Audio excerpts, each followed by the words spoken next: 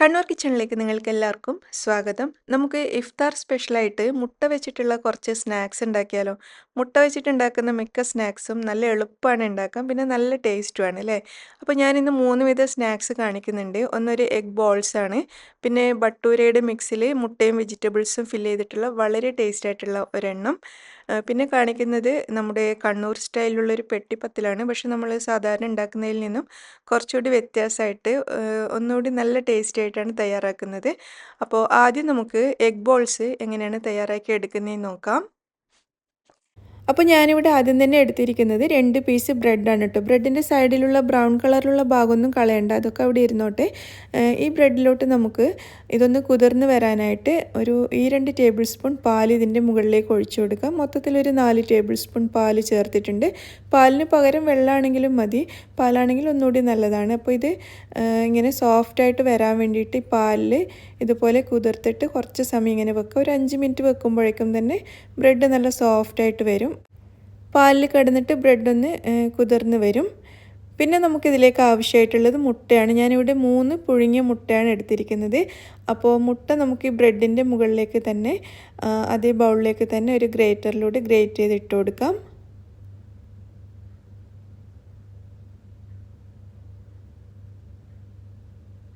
അപ്പോൾ ബ്രെഡിൻ്റെ മുകളിലേക്ക് 3 മുട്ടയും ഇതേപോലെ നമുക്ക് ഗ്രേറ്റ് ചെയ്തിടാം.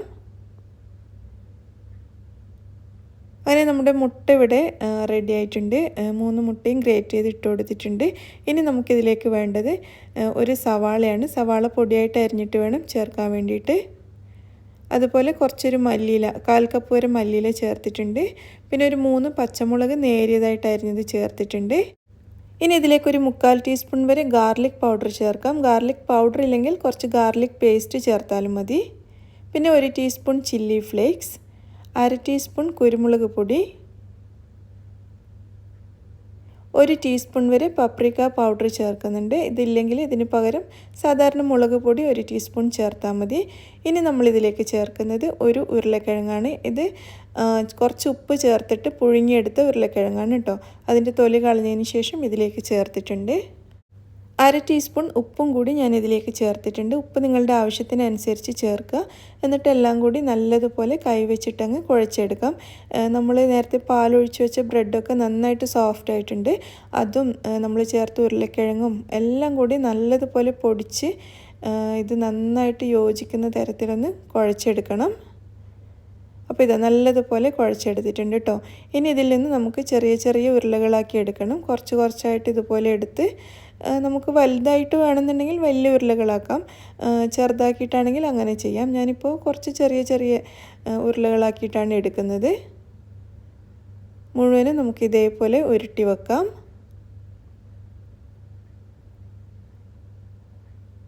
അങ്ങനെ ഇതാ നമ്മൾ കുറച്ച് ബോൾസ് ഇവിടെ റെഡിയാക്കി വെച്ചിട്ടുണ്ട്. ഇനി നമുക്ക് വേണ്ടത് കുറച്ച് മൈദയാണ്. ഞാനിവിടെ 1/2 കപ്പ് മൈദ എടുത്തിട്ടുണ്ട്. ഇതിലേക്ക് ഒരു 1/4 ടീസ്പൂൺ വരെ ഉപ്പും കൂടി ചേർക്കാം. എന്നിട്ട് ഇത് വെള്ളം ഒഴിച്ചിട്ട് കുറച്ച് ലൂസായിട്ടുള്ളൊരു ബാറ്റർ ഉണ്ടാക്കണം. നമ്മൾ പഴംപൊരി ബോണ്ടൊക്കെ ഉണ്ടാക്കാൻ വേണ്ടിയിട്ട് ആക്കുന്ന മാവുണ്ടല്ലോ, അതിനേക്കാളും കുറച്ചുകൂടി ലൂസായിട്ട് വേണം ഈ ഒരു മാവ് തയ്യാറാക്കാൻ വേണ്ടിയിട്ട്. കുറച്ച് ലൂസായിട്ടിരിക്കുന്നതാണ് നല്ലത്.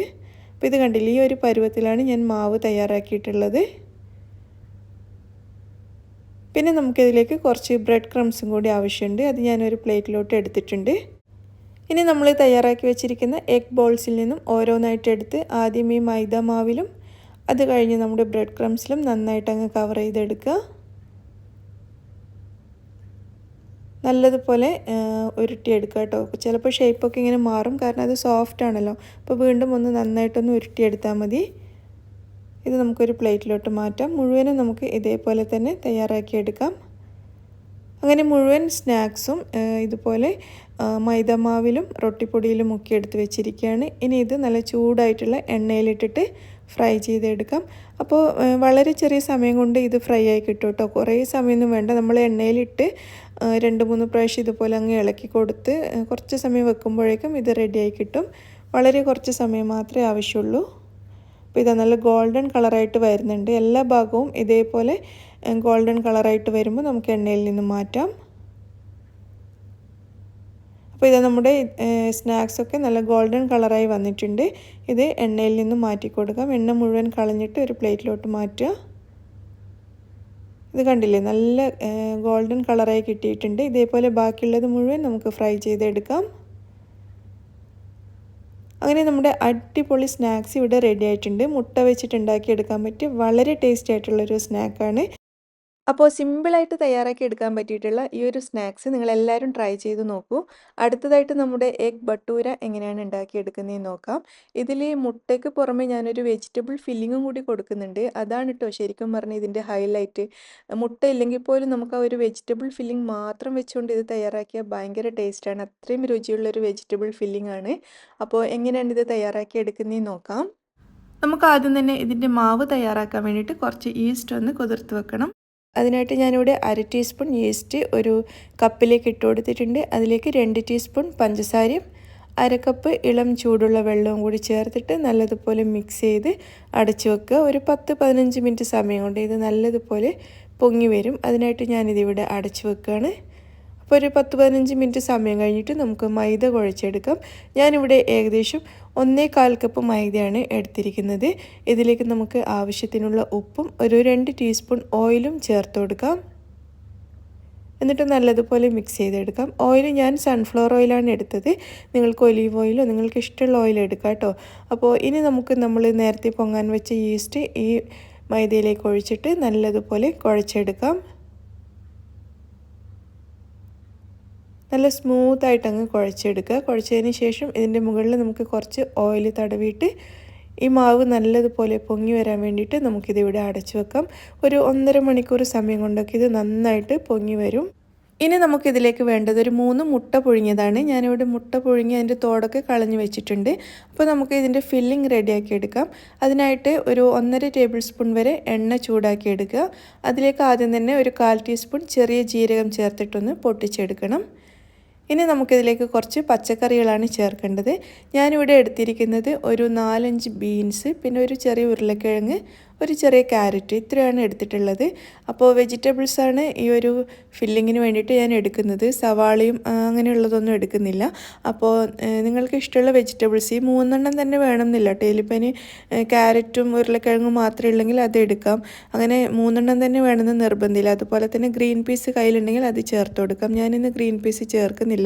അതുപോലെ ക്യാപ്സിക്കം ചേർക്കാം. അങ്ങനെ നിങ്ങൾക്ക് ഇഷ്ടമുള്ള വെജിറ്റബിൾസൊക്കെ വെച്ചിട്ട് ചെയ്യാം. അപ്പോൾ വെജിറ്റബിൾസിൻ്റെ കൂടെ തന്നെ ഞാനൊരു 1.5 ടീസ്പൂൺ ഇഞ്ചി വെളുത്തുള്ളി പേസ്റ്റും കൂടി ചേർത്തിട്ടുണ്ട്. ഇതെല്ലാം കൂടി 1 മിനിറ്റ് വരെ ഒന്ന് വഴറ്റിയതിന് ശേഷം ആവശ്യത്തിനുള്ള ഉപ്പ് ചേർത്ത് കൊടുത്തു. എന്നിട്ട് ഉപ്പും കൂടി ചേർത്ത് ഒന്ന് മിക്സ് ചെയ്തെടുക്കാം. അതിനുശേഷം ഇത് നമുക്കിവിടെ അടച്ചു വെക്കാം. അടച്ചു വെച്ചിട്ട് ചെറിയ തീയിൽ ഒരു 7-8 മിനിറ്റ് സമയം വെക്കുമ്പോഴേക്കും ഈ പച്ചക്കറികളൊക്കെ നന്നായിട്ട് അങ്ങ് വെന്ത് കിട്ടും. അങ്ങനെ ഏകദേശം ഒരു 8 മിനിറ്റൊക്കെ ആകുമ്പോൾ ഞാൻ തുറന്ന് നോക്കുകയാണ്. നമ്മളിതിൽ ചേർത്തിരിക്കുന്ന പച്ചക്കറികളൊക്കെ നന്നായിട്ട് വെന്തിട്ടുണ്ട്. നമ്മളിങ്ങനെ ചെറുതായിട്ട് കട്ട് ചെയ്തുകൊണ്ട് തന്നെ പെട്ടെന്ന് വെന്ത് കിട്ടും ഉരുളക്കിഴങ്ങൊക്കെ. അപ്പോൾ ഇതിൽ ഞാനിനി കുറച്ച് ക്യാബേജാണ് ചേർക്കുന്നത്. ഏകദേശം ഒരു 1/4 കപ്പോളം ക്യാബേജ് കട്ട് ചെയ്തത് ചേർത്തിട്ടുണ്ട്. ക്യാബേജും കൂടി ചേർത്തിട്ട് ഒന്ന് മിക്സ് ചെയ്തെടുക്കാം. ക്യാബേജ് ചേർത്തിട്ട് ഒരുപാട് സമയമൊന്നും വഴറ്റുണ്ടാവും. ഒരു 30-40 സെക്കൻഡ്സ് ഒന്ന് മിക്സ് ചെയ്യുമ്പോഴേക്കും ക്യാബേജ് ഏകദേശം വെന്തിട്ടുണ്ടാവും. പിന്നെ ഞാനിതിലേക്കൊരു 1/2 ടീസ്പൂൺ മുളക് പൊടിയും 1/2 ടീസ്പൂൺ ചാട്ട് മസാല പൊടിയും കൂടി ചേർത്തിട്ടുണ്ട്. ചാട്ട് മസാല പൗഡർ ഇല്ലെങ്കിൽ കുഴപ്പമൊന്നുമില്ല, കുറച്ച് ഗരം മസാലപ്പൊടി ചേർത്താലും മതി.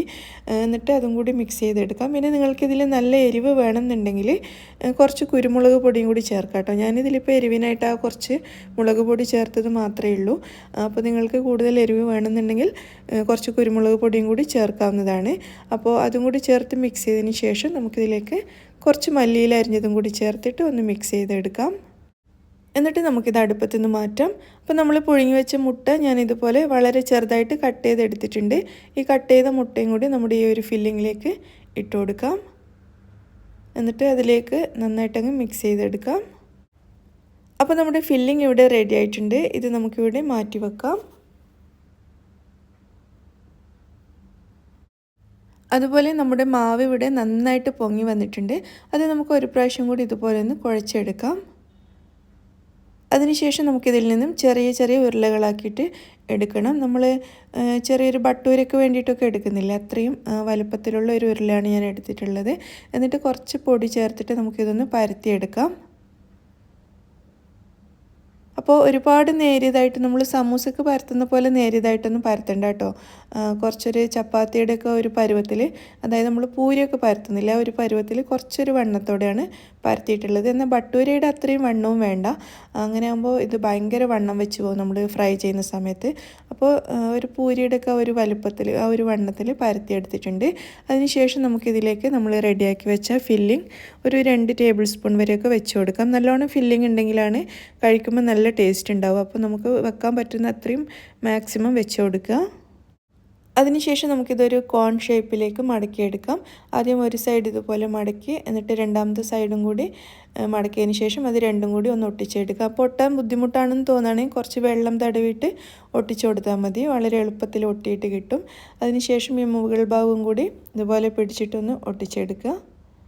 അപ്പോൾ കുറച്ച് വെള്ളം തടവി കൊടുക്കുകയാണെങ്കിൽ ഡ്രൈ ആയിട്ട് തോന്നുകയാണെങ്കിൽ അത് നന്നായിട്ട് ഒട്ടി നിൽക്കും. നന്നായിട്ട് ഒട്ടി നിൽക്കണം കേട്ടോ, അല്ലെങ്കിൽ നമ്മൾ ഫ്രൈ ചെയ്യുന്ന സമയത്ത് ഇളകിപ്പോവും. അപ്പോൾ നല്ലതുപോലെ ഒട്ടിച്ചെടുക്കുക. വെള്ളം ആവശ്യമാണെങ്കിൽ വെള്ളം തടവിയിട്ട് ഒട്ടിച്ചെടുക്കുക. ഞാനിപ്പോൾ വെള്ളമൊന്നും ഇല്ലാതെയാണ് ഒട്ടിച്ചെടുത്തിട്ടുള്ളത്. അപ്പോൾ ഈ ഒരു ഷേപ്പിൽ ഒരു 6 എണ്ണമാണ് ഞാനിപ്പോൾ തയ്യാറാക്കിയിട്ടുള്ളത്. നമ്മുടെ ഫില്ലിംഗ് എന്നും ബാക്കിയുണ്ട് കേട്ടോ. അപ്പോൾ ഞാനിന്ന് 6 എണ്ണം മാത്രമേ ഉണ്ടാക്കിയിട്ടുള്ളൂ. ഇനിയും ഒരു 6-7 എണ്ണം ഉണ്ടാക്കാൻ മാത്രമുള്ള ഫില്ലിംഗ് അവിടെ ഉണ്ട്. അപ്പോൾ ഞാനത് സമയമില്ലാത്തതുകൊണ്ട് അവിടെ വെച്ചിരിക്കുകയാണ്. അപ്പോൾ ഇതിവിടെ റെഡി ആയിട്ടുണ്ട്. ഇനി നമുക്ക് വേണ്ടത് ഒരു മുട്ടയാണ്. മുട്ട എടുത്തിട്ട് നല്ലതുപോലെ ഒന്ന് ബീറ്റ് ചെയ്ത് വെക്കുക. അതുപോലെ കുറച്ച് ബ്രെഡ് ക്രംസും കൂടി ഒരു പ്ലേറ്റിലോട്ട് എടുത്തിട്ടുണ്ട്. അതിനുശേഷം നമ്മൾ തയ്യാറാക്കിയ ഓരോ സ്നാക്കും എടുത്ത് ഈ മുട്ടയിൽ നന്നായിട്ടൊന്ന് മുക്കിയതിന് ശേഷം ബ്രെഡ് ക്രംസ് വെച്ചിട്ട് നന്നായിട്ടൊന്ന് കവർ ചെയ്തെടുക്കുക. എല്ലാ ഭാഗത്തും ബ്രെഡ് ക്രംസ് എത്തുന്ന രീതിയിൽ നന്നായിട്ടങ്ങ് പൊതിഞ്ഞെടുക്കാം.